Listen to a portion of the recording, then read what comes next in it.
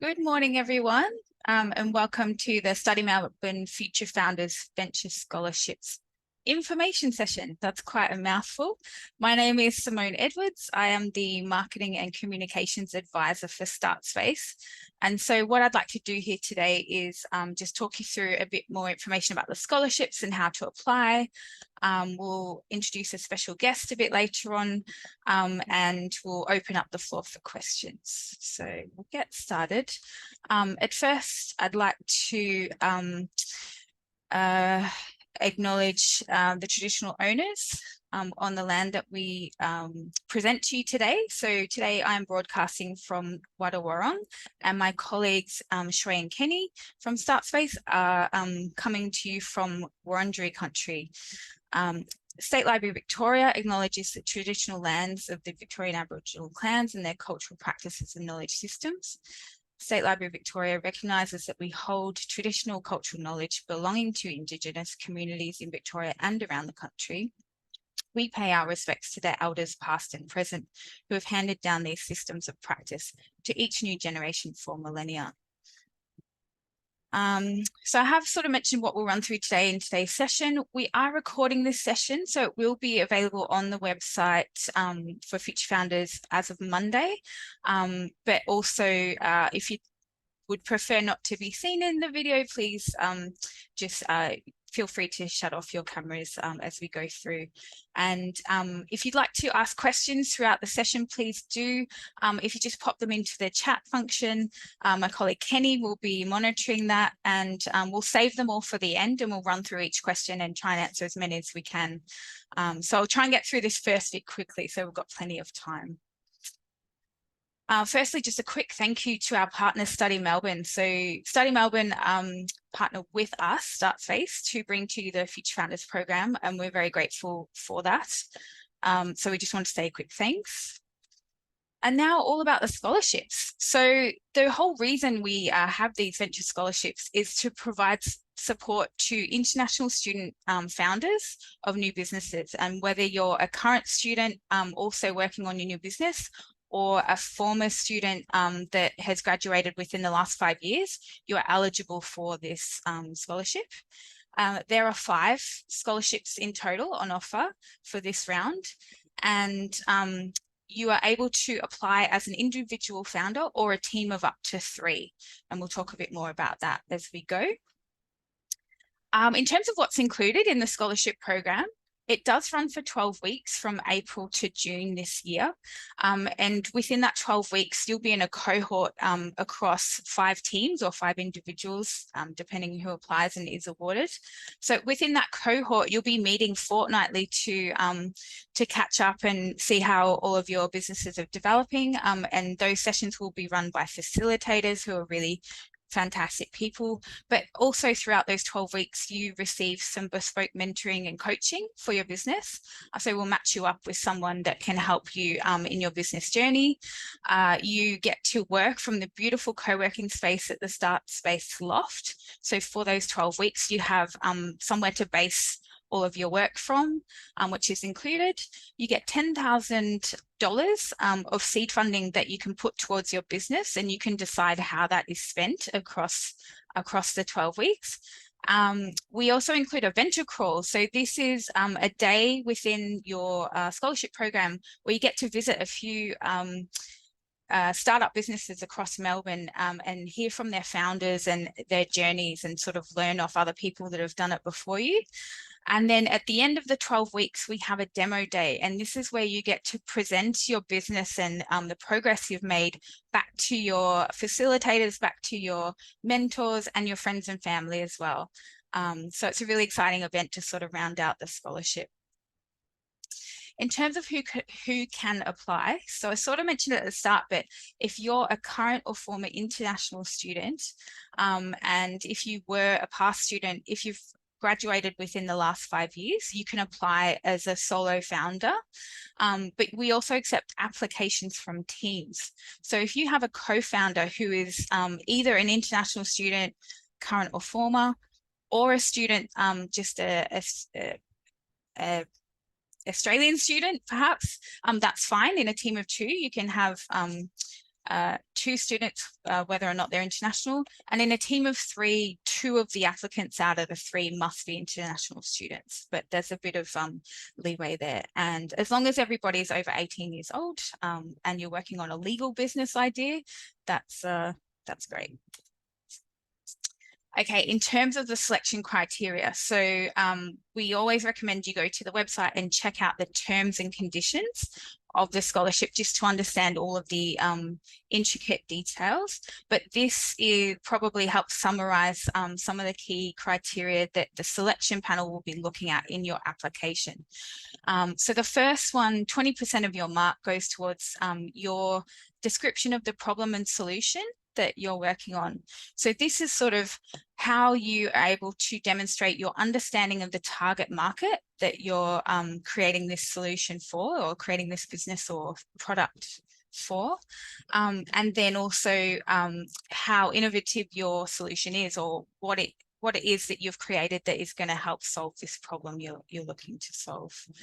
In terms of impact, this is sort of relating to the scholarship itself and how that will impact your business journey going forward. So I guess what we mean by that is, what do you think you'll be able to achieve with all the benefits you get from this scholarship? How would you spend the money?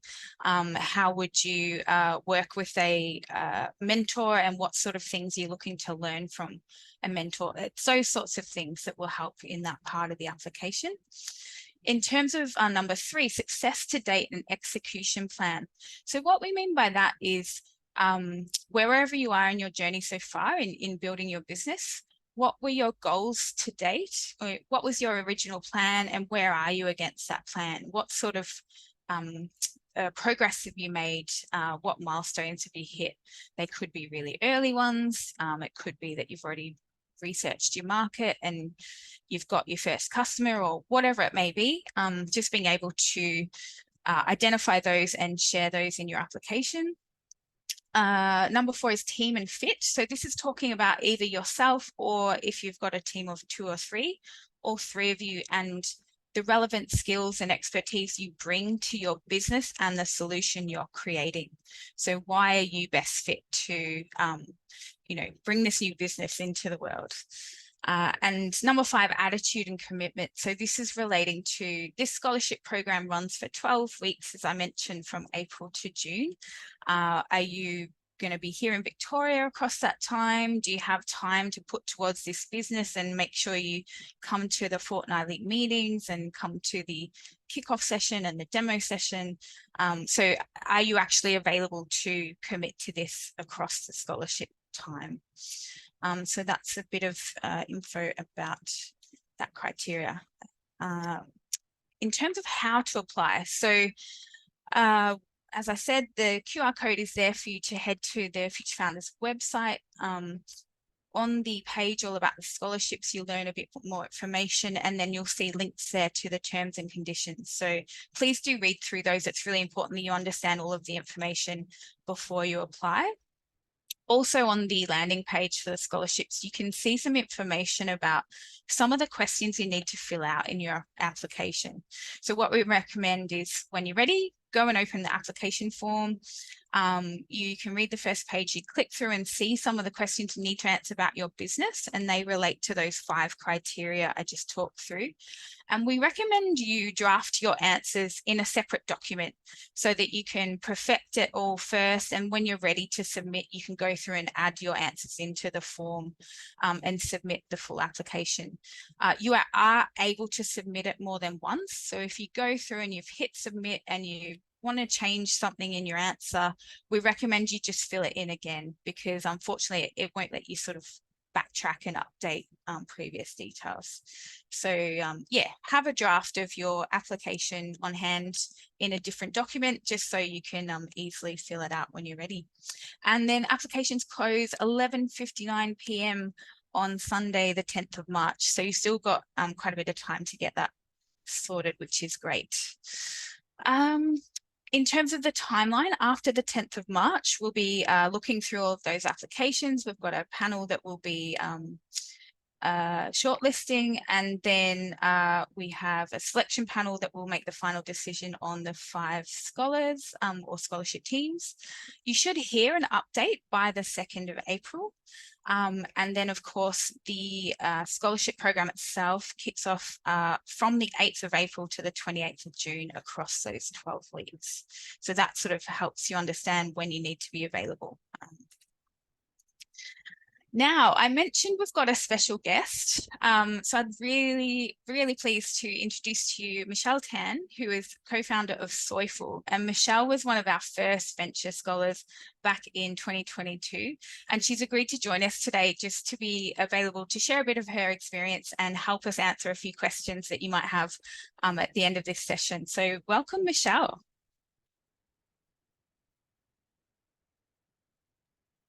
Thank you, Simone. Lovely to be here. I'm really happy to be able to help with all the potential applicants and answering some of the questions.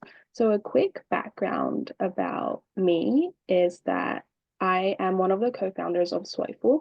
I'm actually a domestic student, but my co-founder, she's international, and that's how we came across this opportunity. And Soyful upcycles food waste, soybean pulp specifically. That's a byproduct of tofu and soy milk production, and we turn it into baking flour and dietary-friendly baking mixes.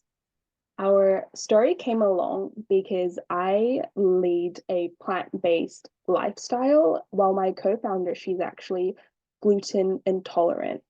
And both of us have Asian backgrounds, and we were thinking, how can we introduce something into the Western market? And then we realized that growing up, our parents used to make a lot of soy milk, and we saw that there was the pulp that was left over.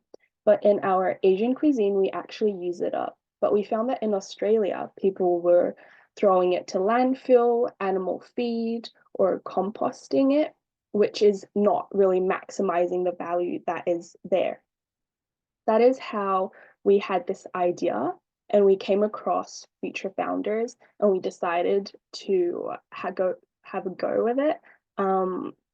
And very luckily, we were selected to be part of the first cohort, and it was an incredible experience and really supportive and really accelerated our growth within the short 6 weeks that we had. But so for our first cohort, we had 6 weeks, but I believe you guys have 12 weeks. So that will lead to just greater support, greater growth, and definitely more accountability throughout the program. Feel free to ask any questions in the comments, and hopefully I can answer some of them. Thank you. Thanks so much, Michelle. Yeah, you mentioned how the trajectory of your business really sort of took off during that time and obviously after it too. And I actually forgot you had a much shorter program, 6 weeks compared to 12. That is actually why we extended it, so there was a bit more time to work through with your mentor and things for the current scholarships. However, what sort of things did you learn during that period? If we can take you back to 2022, do you remember what you're working on at the time with your mentor, or a milestone you met at that time? Yes, we were very early stage back then. When we joined, we had the ideation, of course, and some basic market research. What we went through with my coach, Richie, we talked about a lot about just the simple foundations of what is a business structure, what is a company structure, and because I have a co-founder, how that will look like moving forward in terms of signing any like partnership agreements and a lot of legal aspects. But disclaimer, it's not legal aspects as in advice, but not professional advice. That one you would need to seek actual lawyers for. But yeah, and so throughout the program, we ended up getting an ACN, which is the Australian company number. And furthermore, we had pitch practice support that will help with demo day towards the end of the program. Richie covered a lot about costings and budgeting because we were so new. And especially with that 10K that you will be getting, really helped us understand how can we maximize this for growth? How can we allocate it in a way where we're using it effectively and efficiently? There was a lot of more technical aspects in terms of, because our industry is in food. Richie didn't have Richie didn't come from a food background, but there was a lot of transferable knowledge that could be applied. So there was a lot of learnings on that. In terms of the marketing aspects, there was a lot around building customer profiles and further validation and testing and branding and communication. So the current background I have, we also developed that further through Future Founders. So there was a lot in 6 weeks now that I think about it. That's exactly what I was just thinking. How that is a lot to cover in 6 weeks. That is incredible. I can't believe you did that. But kudos to you. Okay, I did promise we'll spend a lot of the time in this session taking questions and answering as many as we can. So we will do that now. So we are opening the floor. I haven't seen any of the questions yet. I'm going to ask my colleague Kenny to help us out. Kenny, have we had any questions so far? Yes, Simone. So we've got lots of questions and I'll try to summarize some of it for you. So the first one is from Kitu. Thank you for the question. Question on the success to date criteria. What is the baseline level of success required to be eligible to apply or good to have to be selected? Could the product be in development and testing phase, meaning pre-revenue or product development phase? And I think just very similar to that question, Jesse asked, does the startup need to be legally constituted? What if I just have the initial idea? Can I participate? So I think that is one question that perhaps you can address. Yeah, thanks, Kenny. That's a great question and very important one too. So in terms of having the idea or how far along you are, we're looking for how have you started working on that idea and a little bit of information on what's your plan and where are you on that plan as a starting point.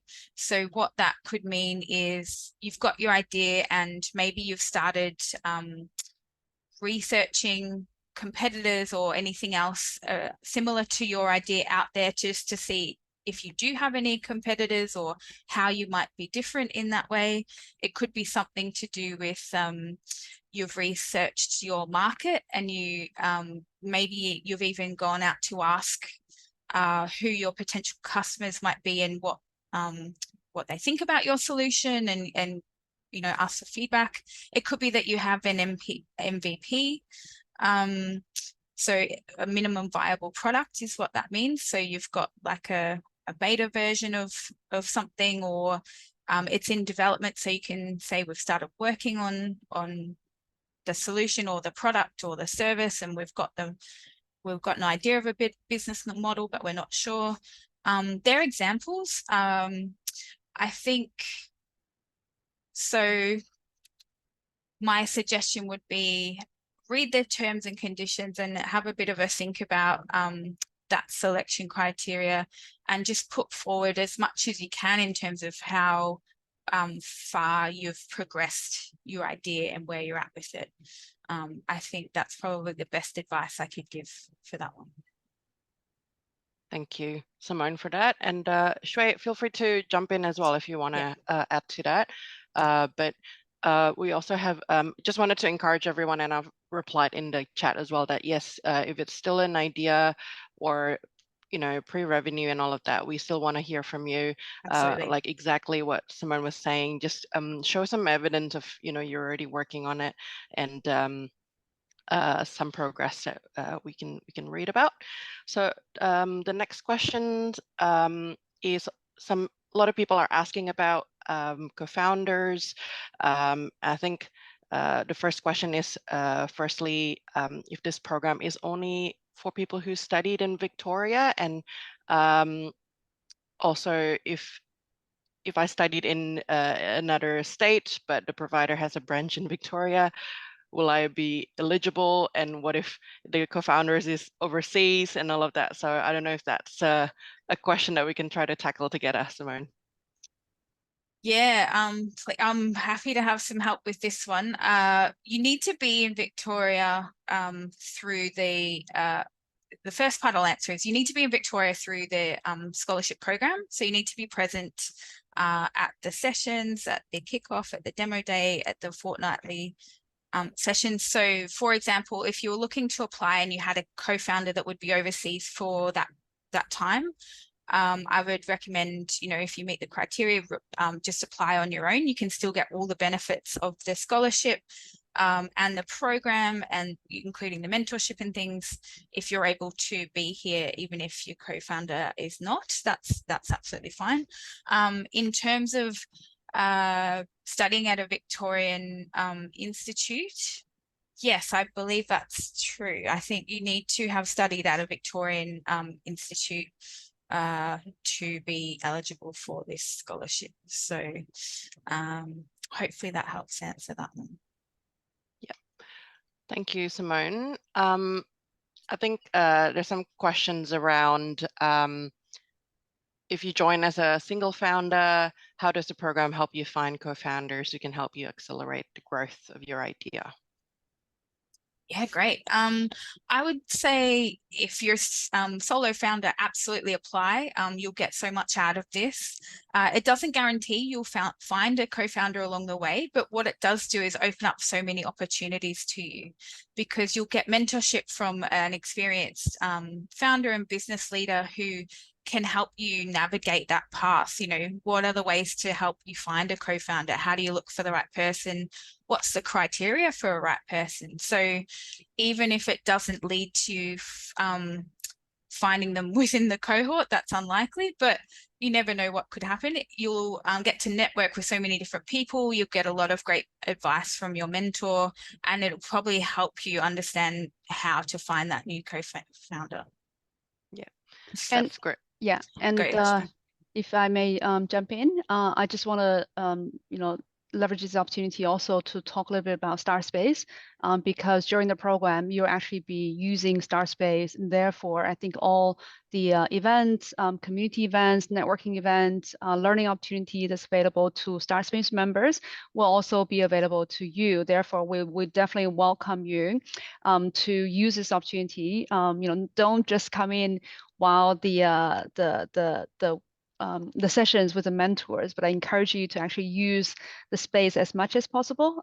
As mentioned, we have like a monthly members breakfast, a lunch and learn, conversation circles, and a bunch of other learning opportunities. So all these are the ways for you to connect with the the big kind of community in the StartSpace. That's, for example, one of the previous years a venture scholar that she is actually working with one of the more established startup as one of the kind of key employee, and then while she's also building her own business. Just an example, there's a lot of more kind of collaborations happening in the space. So yeah, take the opportunity to check out our StartSpace. That's a great plug. Thank you, Shui, for that. So the next question is from Pravi. Thank you for the question. What is the commitment after receiving the funding? And does the startup idea require the market testing and validation in Australia? So a twofold question there, Simone. Ooh, okay. The second part, the testing, does that have to be in Australia? No, I don't believe it does. The idea of you working on a business or solving a problem, there's no sort of boundaries to what that business idea is, what your solution is. And so there's also no geographical boundaries in terms of where you're testing it or what have you. Sorry, Kenny, the first part of that question, can you just remind me? Yeah, I'll remind you again. What is the commitment after receiving the funding? So perhaps what Pravi means is there anything that people need to commit to when they receive the funding, or perhaps at the end or anything like that? Got you. Sorry. Yes, thank you. I'm going to answer this and then I might ask Michelle if she's got anything to add from her experience of this. So when you get awarded a scholarship, we ask you to sort of outline how you are looking to use those funds. And actually what happens is the $10,000 is given to you in three milestones. So you get some of it at the start, and then some in the middle and some at the completion of your scholarship. And so knowing that you can say, in those three chunks, and it will all be explained to you at the time when you're awarded a scholarship, you can decide how to split out that money. And as long as you've got a plan for how you'll use it, doesn't matter if that plan changes, that could well happen. There are many different ways people spend that money. It could be you're developing an app and you need extra development time. It could be you need to cover your living expenses as you go through this program. There are lots of different ways for that money to be useful to get the most out of the scholarship program and to help evolve your business in the best way. So it's pretty broad, but you will be asked to give a little bit of detail, but it won't be too extensive. Michelle, you've been through this. Can you add anything? Yeah, absolutely. Future founders trust their founders. They don't expect their founders to use it for any private purposes. It all goes into the startup. So they aren't super strict on how you spend it. So we did fill out the plan and a roadmap on how we're going to allocate the $10,000. But as with almost all early startups, you will pivot at some point. So that plan is really flexible. And in the end, we did end up using the money for other situations that was not what was in the plan. And we did have a bit of money left over after the program had ended, and we used it as well. So it doesn't have to be used up within the program period. Thank you. If I can just add to that as well. So I think the program runs for 12 weeks. So obviously we don't expect you to have finished using all the funds within the program, if that makes sense. But I think it's more about what are you planning to do with it and how would it benefit. So that it's a conversation with the coach and the mentor around what's the best use of that funds and when that's going to be done. And of course, with any programs like this, at the beginning, you submit a plan, and at the end, there's an acquittal process where you outline what's been achieved so far at the end of the program and what's not yet achieved and how you're going to plan to achieve them. So that's the kind of, what do you call it, the reporting part of the program. We make sure that it is being used for the best of your business. So hopefully that answers that question, Pravi. Let us know if that's not clear. So I've got a few more questions here. In regards of the in-person events, while I'm fully committed to the program, I might be overseas during the initial dates of the program, specifically kickoff. Would that be a blocking factor in being able to secure the scholarship? Great question. Kenny, can I get you to jump in on that one? Yeah, sure. I would say that in the past, we actually request everyone to commit to attending all of the in-person events through the program, because we actually put a lot of thought into each of the sessions, especially, for example, the kickoff is also the place where you'll be matched with your dedicated mentor. So that's a very important part of the program. It sets you up for the success of the program. So I would say none of the session in this program is missable. You need to attend all of them. There's actually not a lot of kind of in terms of hours of commitment in person. We try to make sure it's flexible enough to fit to anyone's kind of schedule, but at the same time, we do want people who are committed and can commit to all of the sessions. So, so I've got my colleague Tara as well in the call, and I think she's got something that she wants to add. Go for it, Tara. Yes, and I think just following up from Kenny, the investment in you as a founder and also the investment in your connection with the other founders is probably one of the most amazing things that you'll get out of this program. So missing something essential like the kickoff program or some of those sessions will actually set you behind. It's actually more valuable than the money. As Michelle said, the money actually said, we have these 3 milestones, more to actually manage some of those pivots you might have with the mentors or someone you might speak to. But that connection with those other founders, you know, you can't miss it really. It's just one of those things that will make a huge difference. So Kenny said, that's why we look for that commitment more than anything. Great. Thank you so much, Tara, for that. Hopefully I'm not missing any questions here because we did skip through a couple. So there's like questions around how to identify the student requirement. Do you accept TAFE student? Is studying in a boot camp funded by the Vic government included? I've addressed it in the chat and sent through the TNC again, but Simone, do you want to just quickly address that so it's in the recording as well? Yeah, for sure. So yes, essentially like a TAFE student, absolutely, that's included.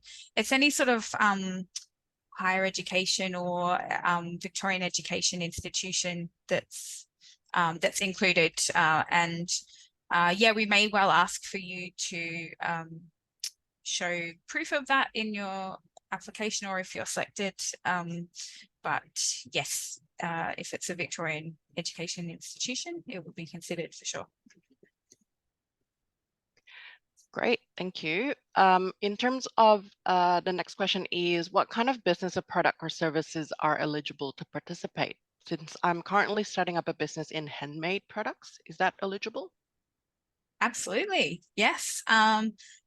The business has to be legal, but apart from that, it can be broad. It's anything. We don't have any particular industries that we favor or anything like that. We welcome applications from all sorts of businesses, whether they're traditional, whether they're tech, deep tech, biotech, it doesn't matter. We have in the past had applications from all sorts of businesses, and we're certainly open to that. Great, thank you. I am aware of time and wonder if we want to wrap up soon. I think someone asked about what's the motivation of the funding entities, and Shui's shared about our partner as well, but I don't know if anyone wants to finish up on that note. The motivation of the funding entities? Yeah, how does this benefit them is in brackets. Oh, so Study Melbourne and StartSpace have come together or partnered to bring the Future Founders program to you all, and the scholarships are just actually one part of the whole program. It's a year-long program, and we include roadshows where we run events in regional Victoria, and we run a festival at the end of the year every year in the State Library.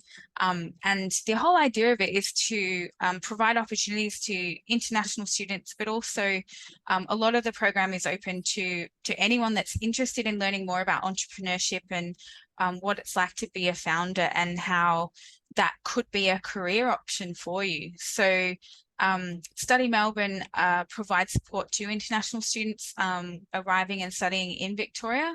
That's what they're set up to do. And StartSpace is, as Shui mentioned before, we are here to support early stage founders in Victoria. So it's a really lovely match together, that we're working together with this same cause of looking to just support people that are interested in finding out more about entrepreneurship, looking to get support for their new business if you've already started one. And yeah, we're just here to provide some learning and career opportunities. And in particular, we look to support international students in this program as well. Does anyone else want to add anything to that? Yes, just as part of the Future Founder program. This is just the beginning as a venture scholarships. Later in the year, we'll also have regional roadshows, touching regional universities, engaging in international students, and as a beginning of the event of the year, also of the program. In November, we deliver the Future Founder Festival. It's like a one-day conference open to all international students and graduates to come along, or if you're just early stage founders, welcome, jump on board. So yeah, check out our website. And another quick words about StartSpace. If out of this information session, you feel like you don't meet any of the criteria, you can't apply for this scholarship, don't be disappointed. Check out StartSpace. We have the Lisa Rain and Family Scholarship every year. We just closed this year's by the end of last year in terms of selection for this year's scholar, but later in the year, we'll open that scholarship application again. That is applied to anyone as long as you're a business or startup founder. So yeah, definitely encourage you to follow our Facebook's, Instagram, and LinkedIn, and or subscribe to be our member or newsletter. Thank you. Thanks, Shui. Okay, well, I think that's all the time we've got for questions today. Thanks all of you for attending and for asking all those amazing questions. It's really helpful, not only to everyone on this meeting today, but we're also recording this and we'll put it live on the website as of Monday. So if you want to check back on anything, you're welcome to revisit the recording of this. So just to wrap up, couple of tips that we've mentioned throughout the session. Please do check out the website and read all of the terms and conditions so you know exactly what's required and what you need to do to apply. Make sure you get your application in by or before, ideally, the 11:59 p.m. on Sunday, the 10th of March. So you've still got about 2 more weeks, I think, to get that sorted. And then you will hear back from us at the latest, 2nd of April, to find out about your application. And best of luck to all of you. We're really looking forward to seeing your applications and reading them, and yeah, all the best. And as Trey said, please do check out StartSpace as well and become a member if you haven't yet. We welcome you all. So thanks and have a good day. Thanks, Mom. Thank you.